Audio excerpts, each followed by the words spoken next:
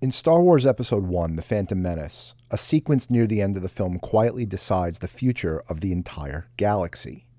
The scene carries the title, Duel of the Fates.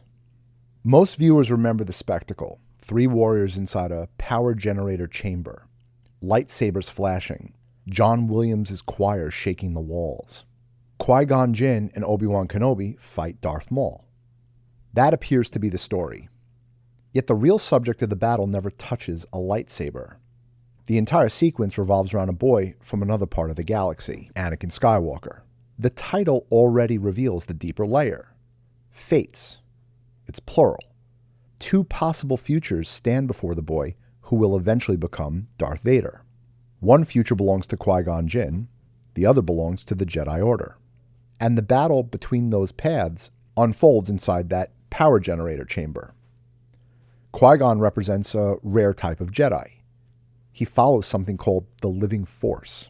The living force means attention to the present moment, trust and instinct, compassion for individuals, listening to life unfolding right now instead of obeying a rigid doctrine.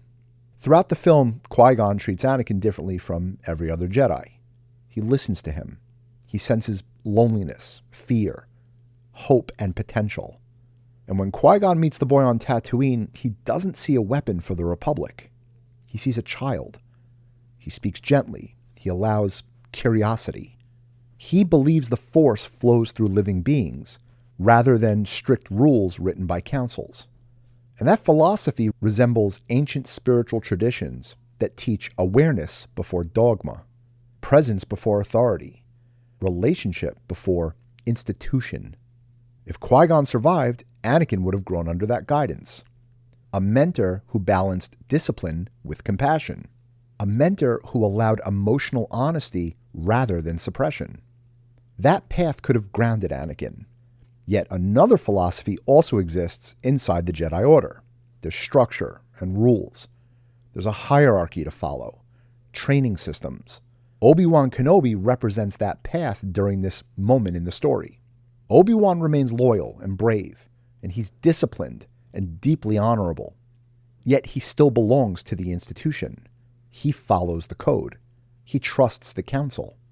His relationship with Anakin later grows complicated because he becomes teacher and brother at the same time. And that dynamic creates distance.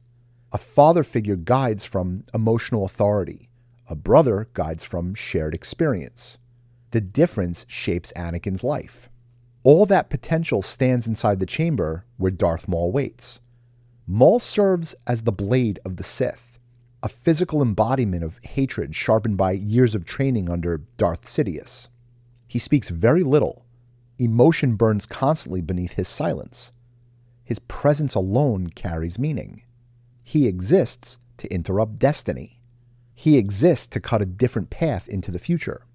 Now listen carefully to the music John Williams composed for this moment.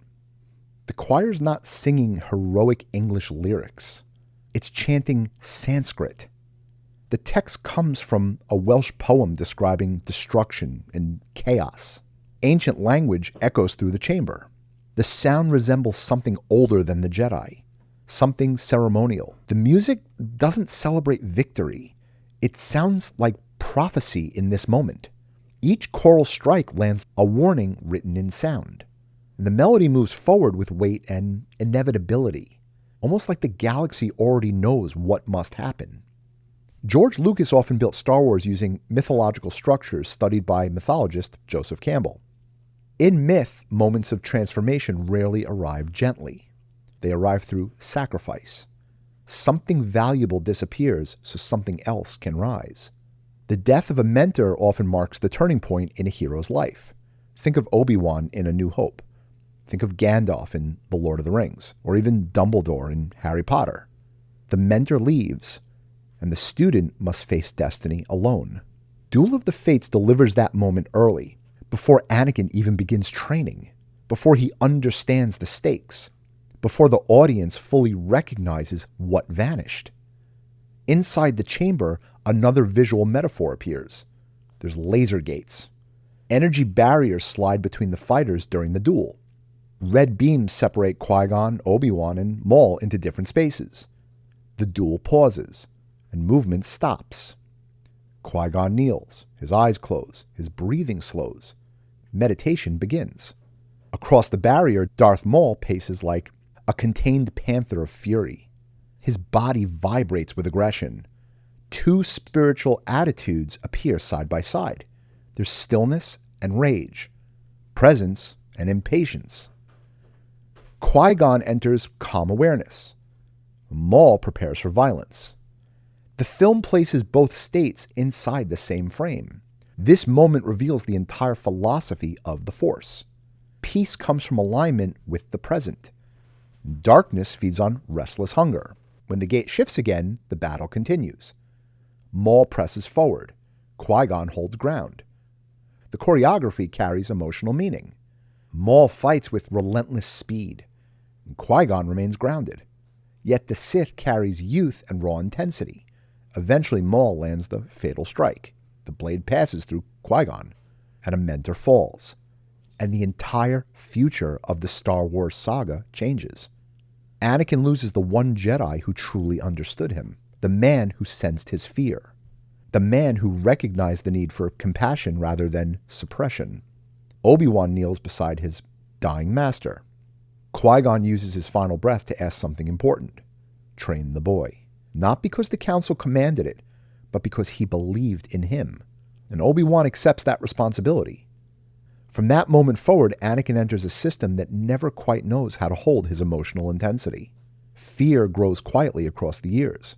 Fear of loss, fear of failure, fear of abandonment. Without the grounding presence Qui-Gon might have offered, the fear gradually expands. Fear eventually becomes anger, and anger becomes hatred, and hatred becomes Darth Vader. The tragedy begins here. One lightsaber strike inside a generator room echoes across decades of storytelling. The duel truly decided the fate of the galaxy.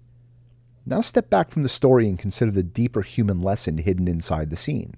Everyone faces moments that resemble this duel, moments where two paths stand quietly before the future. One path usually involves awareness. There's patience and guidance, connection.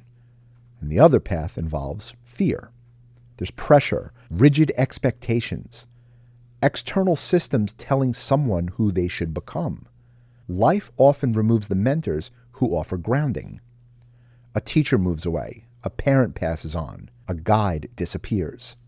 After that moment, the individual stands alone, and choices become heavier, emotions become louder.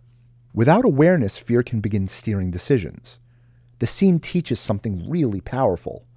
Inner balance requires conscious attention. Qui-Gon demonstrated a way of living grounded in presence, meditation inside chaos, trust in the living force, listening to intuition rather than blindly obeying institutions. Anyone watching this scene can reflect on their own life through that lens. Where does fear currently shape decisions? Where do outside expectations override inner wisdom? Where does impatience replace presence? Those questions are really important because personal destiny rarely changes through dramatic battles. Destiny shifts through small internal choices. The ability to pause, the ability to breathe, the ability to listen. Qui-Gon kneeling during the laser gate moment offers a quiet spiritual lesson. Calm awareness inside conflict creates clarity. Maul pacing represents the opposite. Anger that cannot sit still. Modern life constantly encourages the Maul state. Endless stimulation, constant reaction, a permanent urgency. The scene suggests another possibility, a pause before action, presence before response. Spiritual traditions across the world describe similar ideas: meditation, prayer, mindfulness, alignment with something larger than the ego. The living force resembles those traditions, life flowing through everything, energy connecting beings together. When someone listens to that flow, actions grow wiser. When someone ignores that flow, fear begins leading the way. Anakin's tragedy unfolds because fear never receives proper guidance. Viewers can learn something important by recognizing that pattern early. Every person carries potential light and shadow. Every person stands between different possible futures. The difference often depends on emotional awareness, compassion toward oneself, patience with personal growth, support from mentors who encourage balance rather than perfection. The duel in The Phantom Menace becomes more than just a fight scene. The duel becomes a meditation on mentorship, destiny, and emotional guidance. A single moment where the galaxy loses a teacher who understood the human heart. When the music swells and Obi-Wan finally defeats Darth Maul, victory arrives too late to repair the deeper loss. The Sith warrior falls. The wound in Anakin's future remains. John Williams' music fades. The prophecy continues unfolding. Years later, a masked figure will breathe through mechanical lungs while ruling the galaxy through fear. That path began with the fall of Qui-Gon Jinn. Duel of the Fates earns its title. The fate of Anakin Skywalker, the fate of the Jedi Order, the fate of the Republic. All pivot around one moment where a mentor disappeared and a child lost the guide who might have anchored his soul. The scene invites viewers to ask a quiet question. Who guides the choices shaping personal destiny right now? Fear or awareness? Appreciate you guys tuning in. Please like and subscribe for more deep dives into the greatest movies ever made.